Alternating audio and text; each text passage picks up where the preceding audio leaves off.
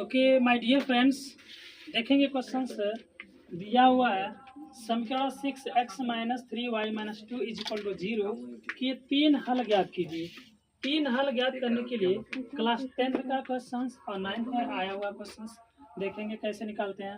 ये कह रहा तीन हल ज्ञात करने के लिए, तो तीन हल ज्ञात करने के लिए हमें ऐसे तीन वैल्यूज पुट करने होंगे यहाँ कि एक वैल्यू पुट करें तो दूसरी वैल्यू उसके आ जाए, यानी मतलब एक x का वैल्यू रखें तो y आ जाए। फिर इस तरह से हम करके 1 बाई 1 एक एक का इसका तीन हल ज्ञात करेंगे।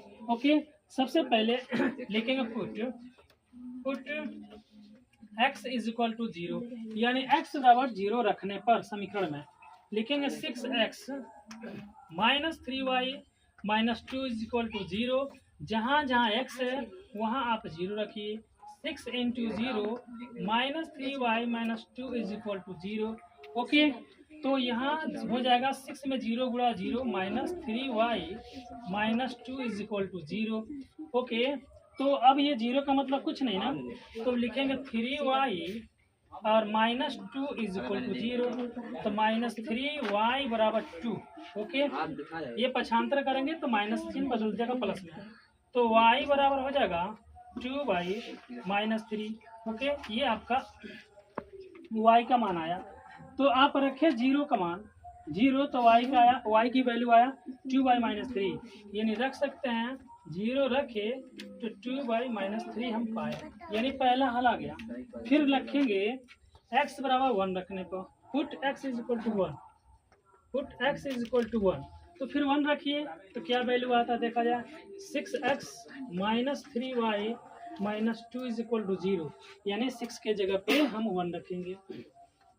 1 - 3y - 2 = 0, 6 × 6 - 3y - 2 = 0। ये क्वेश्चन आसान हो जाएंगे आप जब इसको लगाएंगे, प्रैक्टिस करेंगे, क्योंकि mathematics is only one depends on practice. The more the practice the gain the learns and well.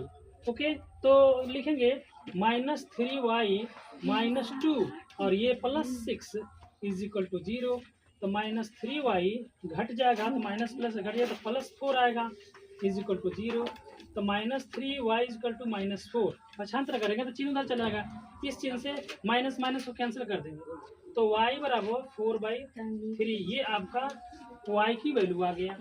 फिर अब रखेंगे, हमने क्या रखा, x का मान रखा 1, तो पाए हम 4/3।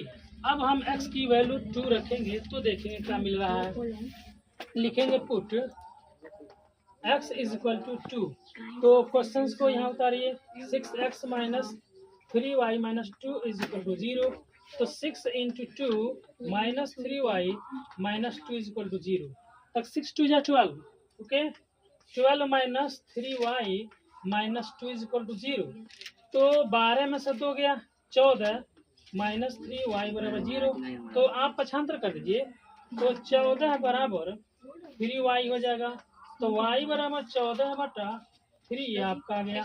यानी हम रखे x की वैल्यू 2 तो आया 14/3, यानी पहला वैल्यू ये, पहला ये, दूसरा ये, तीसरा ये। यानी अगर आप चाहेंगे तो y का मान समीकरण इसको 1 बना कर रख सकते हैं, दूसरी वैल्यू आ सकता है। यहाँ भी y की वैल्यू रखेंगे तो x की दूसरी वैल्यू आ सकती है, लेकिन ये शॉर्ट्स में आप इसको लर्न कर सकते हैं।